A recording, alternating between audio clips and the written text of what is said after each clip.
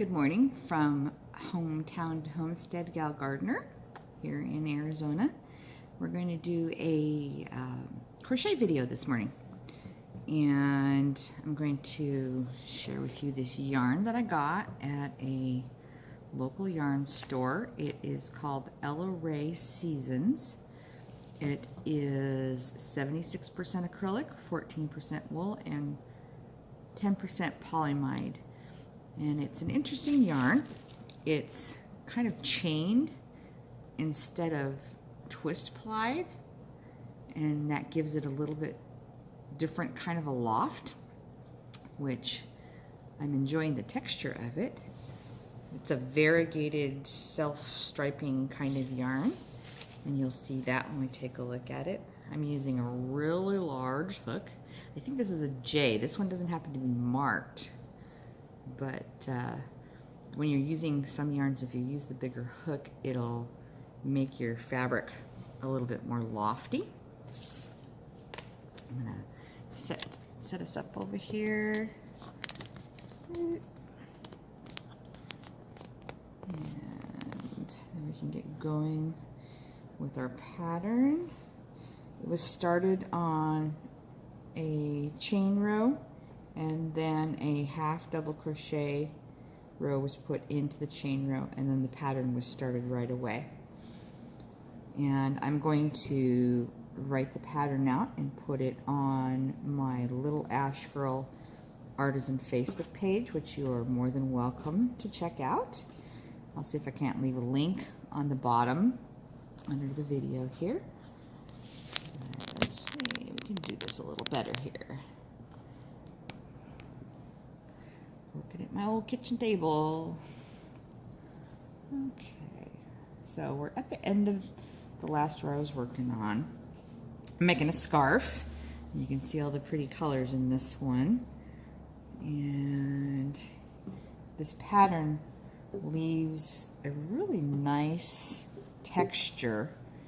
It's worked up in double and triple crochet around a post, but it just has a nice lofty feel to it.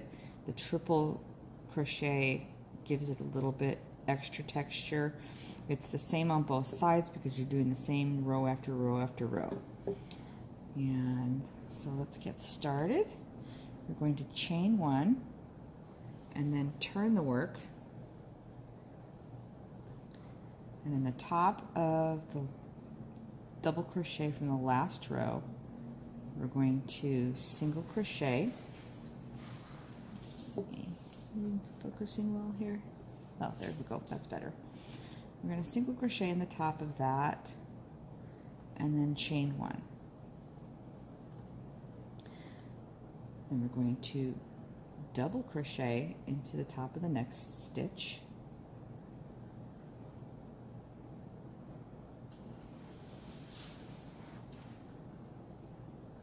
And then here we go with our treble. We're going to yarn over twice.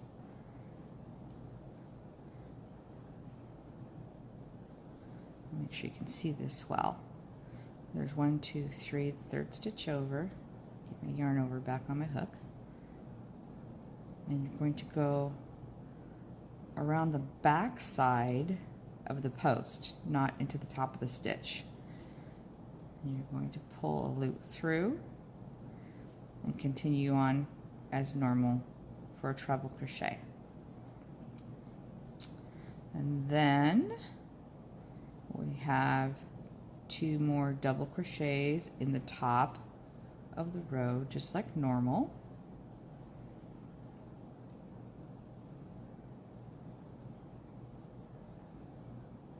That's the second one. And then we're going to do another treble around the post, and then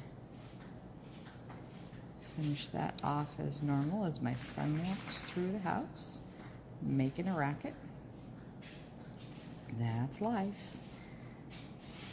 And we're going to do another double crochet at the top.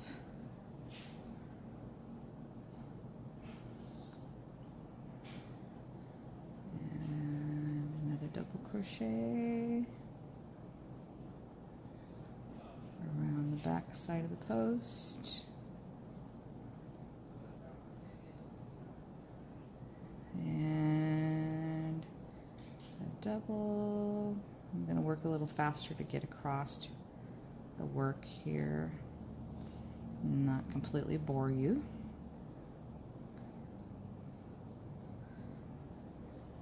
I love how this yarn pretty much self-stripes across this scarf. You can make the scarf as long as you want. The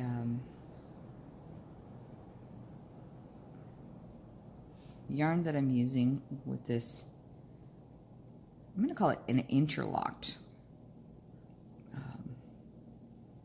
instead of the twisted ply. It makes it really nice and lofty, but you can use any kind of worsted weight yarn, doesn't matter. I wouldn't use any yarn that is too fuzzy. You know, sometimes some of the yarns are real fluffy, fuzzy. I think it might take away from this pattern. That was the last treble on this row. I'm going to do a double,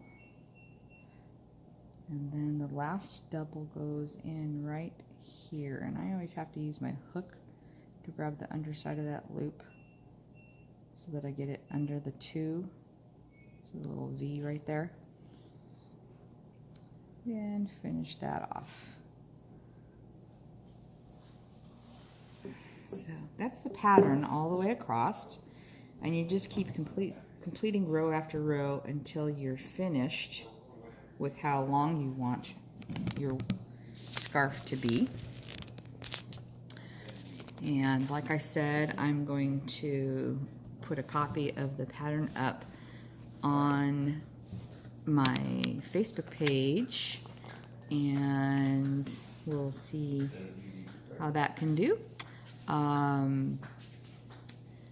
We're getting all kinds of interesting critters around here. Last night, my hubby found a toad in the yard, of which it's a toxic toad. So we need to be careful with the dog, make sure he doesn't go after any toxic toads because they will kill them. He's a little guy. Rufus is probably about, 12 to 15 pounds. So that would not be good for him. That was kind of an interesting find. We still are loving watching the birds and the bunnies and the lizards, all kinds of critters outside. We've survived the rainstorms that have been coming through the last few days. But it does bring out things like the toads and the termites, some things that we've never dealt with before, so that's kind of interesting. We're getting the guest house treated for termites next week. I'm still in the process of building my pantry back up. Every time I go to the store, I buy a few more cans of this and a few more cans of that, just to slowly build it without it being too costly all at once. We're still unpacking boxes. Oh my gosh, if I don't ever have to look at another box when this is all done, I'll be happy. We finally got the storage unit unpacked or unloaded from down in Tempe, but now it's all sitting in the back of the trailer. So I have to wait for the guys on the weekend to finish bringing the last of the furniture in the house because they're working and they can't do it, and one guy can't do it by himself.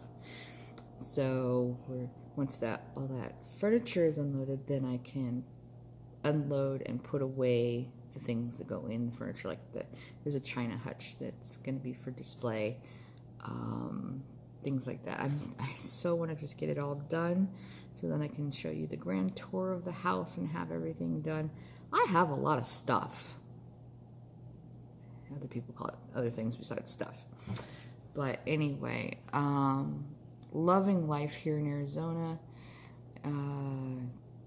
getting used to all sorts of things. I did walk, because we're out here rural where there's all kinds of animals, I could definitely tell the difference between the smell of horses and cows. The other day I walked out the door and there was some kind of smell. I have no idea what it was until I was reading a blog this morning, and the people were talking about their goats being in rut. And I have a distinct feeling that that's what it was.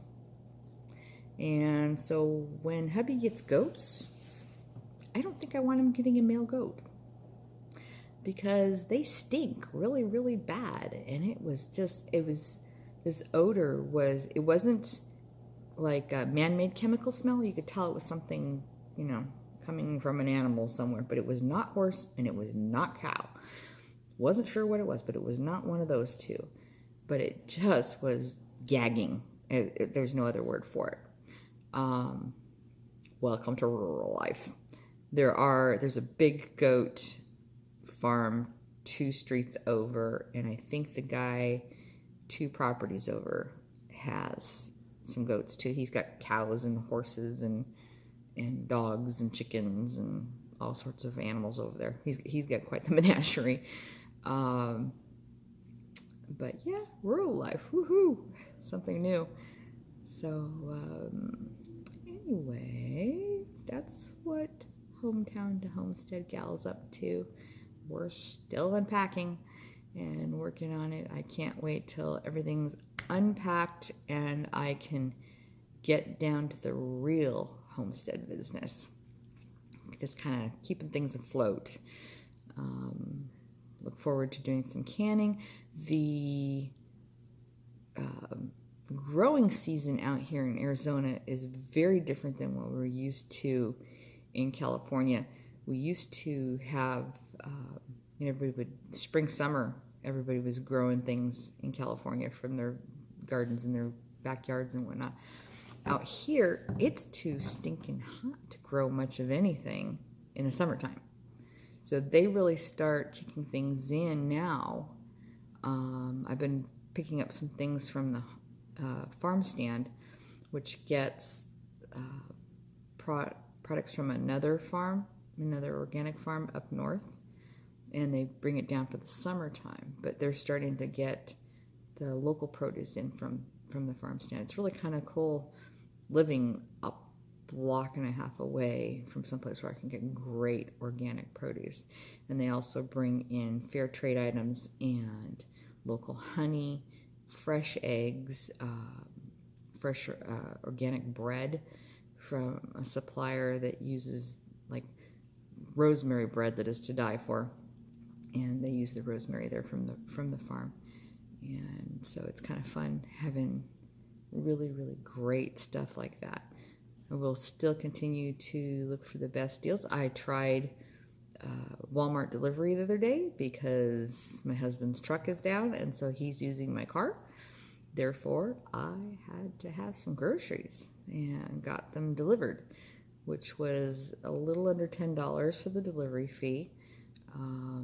But it did in a pinch, and I got somebody else had to haul it up to the house, which was kind of nice. And then there's all these things that I forgot. So today my son's going to go pick them up from the Walmart pickup service. I keep trying different markets that are here for different products. I'd never shopped that way before. And about 15 minutes up the road, there's a Winco, which does bulk products, and I found things like they have powdered cheese sauce, which I bought a little bit to try.